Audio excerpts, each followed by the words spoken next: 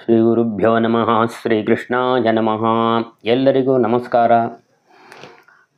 2-3 ಜನ ಕೇಳಿದ್ರು, ಹೆಣ್ಣು ಮಕ್ಕಳು ಇದ್ದಾರೆ, ಅವರು ಹೇಗೆ ಈ ಶ್ರಾದ್ದ ತರ್ಪಣಗಳು ಹೇಗೆ ಕೊಡೋದು ಹಾಗೆ ಅಂತ ಒಂದು ವಿಷಯನ ಕೇಳಿದ್ರು. ಕೊಡೋಕ್ಕಿಲ್ಲ ಅಂತ ಹೇಳ್ತಾರಲ್ಲ, ಗಂಡು ಮಕ್ಕಳಿಗೆ ಮಾತ್ರ ಏನಷ್ಟು ಅಧಿಕಾರ ಅಂತ ಒಬ್ಬರು ಕೇಳಿರು.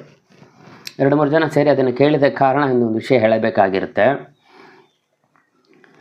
ಇದು ಒಂದು ಯುಗಕ್ಕೆ ಧರ್ಮಗಳು ಏನಂದರೆ, ಒಂದೊಂದು ಯುಗದಲ್ಲಿ ಧರ್ಮಗಳು ವ್ಯತ್ಯಾಸ ಬರುತ್ತೆ.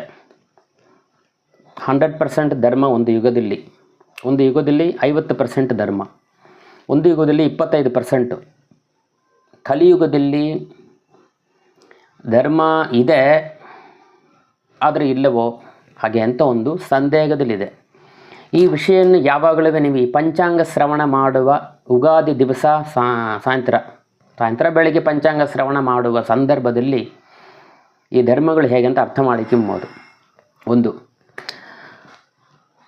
ಅಂದರೆ ನಮಗೆ ಒಂದೇ ಹೆಣ್ಣು ಮಗಳಿದ್ದಾಳೆ, ನಾವು ಕನ್ಯಾದಾನವನ್ನು ಕೊಡ್ತೇವೆ. ಆ ಕನ್ಯಾದಾನ ಕೊಡುವ ಸಂದರ್ಭದಲ್ಲಿ ಆ ಹೆಣ್ಣಿನ ತಾಯಿ ತಂದೆ ಏನು ಹೇಳುತ್ತಾರೆ ಅಂತ ಹೇಳಿದರೆ, ಮತ್ತು ಇದು ಬಂದು ಕನ್ಯಾದಾನ ಅಂತ ಅಂಬೋದು 8 ವಯಸ್ಸಲ್ಲಿ ಮಾಡಬೇಕಾದ ವಿಷಯ. ಯುಗ ಧರ್ಮ ಬೇರೆ, ಅದನ್ನು ಅರ್ಥ ಮಾಡಿಕೊಬೇಕು. ಯಾವಾಗಲೂ ಇದರೊಳಗೆ 8 ವಯಸ್ಸಲ್ಲಿ ಮದುವೆ ಆಗಿರಬೇಕು, ಮದುವೆ ಮಾಡಿಕೊಡಬೇಕು.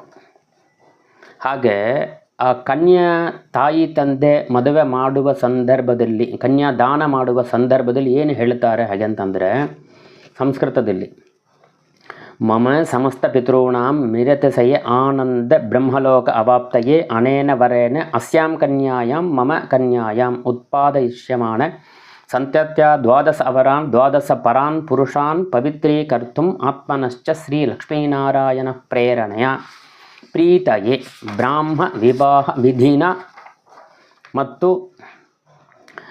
ವಿಶ್ವಂಬರಃ ಸರ್ವಭೂತಾಃ ಸಾಕ್ಷಿಣ್ಯಃ ಸರ್ವದೇವತಾಃ ಇಮಾಂ ಕನ್ಯಾಂ ಪ್ರದಾಸ್ಯಾಮಿ ಪಿತॄಣಾಂ ತಾರಣಾಯ ಚ. ಮತ್ತು ಕನ್ಯಾದಾನ ಮಹಂ ಕರಿಷ್ಯೆ ಅಂತ ಹೇಳ್ತಾರೆ. ವಿವಾಹದಲ್ಲಿ 8 ವಿಧವಾದ ವಿವಾಹ ಇದೆ.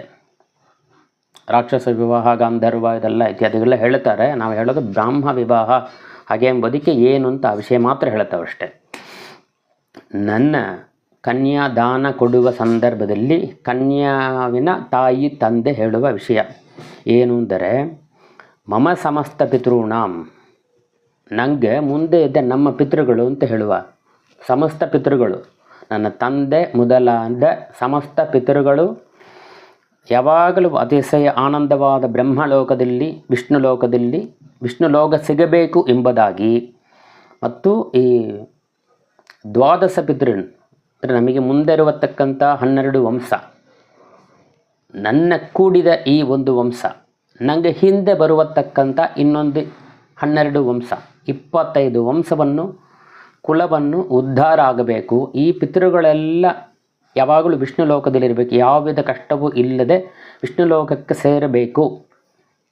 ಆದ ಕಾರಣ ಈ ಕನ್ಯೆಯನ್ನು ಎಲ್ಲ ದೇವತೆಗಳ ಸಾಕ್ಷಿಯಾಗಿ, ನ್ಯಾಚುರಲ್ ಅಂತ ಹೇಳ್ತಾವಲ್ಲ ನಾವು, ಗಿಡ ಮರ ಇತ್ಯಾದಿಗಳು, ದೇವತೆಗಳು, ಎಲ್ಲ ದೇವತೆಗಳ ಸಾಕ್ಷಿಯಾಗಿ ಶ್ರೀಧರ ರೂಪನಾದ ಈ ಲಕ್ಷ್ಮೀನಾರಾಯಣನಿಗೆ ಈ ಕನ್ಯೆಯನ್ನು ಕೊಡುತ್ತಾನೆ ಹಾಗೆ ಅಂತ ಸಂಕಲ್ಪದಲ್ಲಿ ಹೇಳ್ತಾರೆ. ಅಂದರೆ ಇಷ್ಟು ಪಿತೃಗಳು ಉದ್ಧಾರ ಆಗಬೇಕು ಎಂಬುವ ಕಾರಣದಿಂದ ಈ ಕನ್ಯೆಯನ್ನು ಈ ವರನಿಗೆ ಕೊಡುತ್ತಾನೆ. ಕನ್ಯಾದಾನಮಹಂ ಕರಿಷ್ಯೆ, ಈ ಕನ್ಯೆ ಇವರಿಗೆ ಸೇರಿದ್ದು ಹಾಗೆ ಅಂತ ಇದರಲ್ಲಿ ಹೇಳ್ತವೆ. ಇದೇನು ಲಕ್ಷ್ಮೀನಾರಾಯಣ ದೇವರು ಪ್ರೀತಿ ಆಗಬೇಕು ಮತ್ತು ಲಕ್ಷ್ಮೀನಾರಾಯಣನಿಗೆ ಈ ಕನ್ಯೆಯಾದ ಲಕ್ಷ್ಮಿಯನ್ನು ನಿಮಗೆ ದಾನ ಕೊಡ್ತಾನೆ ಅಂತ, ದೇವರಿಗೆ ದಾನ ಕೊಡ್ತಾನೆ ಅಂತ ಹೇಳ್ತಾವಲ್ಲಿ. ಅಂದರೆ ಈ ಹುಡುಗನ ಹೆಸರು ಇಲ್ಲ, ಈ ಹುಡುಗಿ ಹೆಸರು ಇಲ್ಲ ಅಲ್ಲಿ. ಶ್ರೀಧರ ರೂಪಿಣೇ ವರಾಯ ವರ ಅಂತರ್ಗತ ಭಾರತೀ ರಮಣ ಮುಖ್ಯ ಪ್ರಾಣಾಂತರ್ಗತ ನಾರಾಯಣಾಯ ವರಾಯ.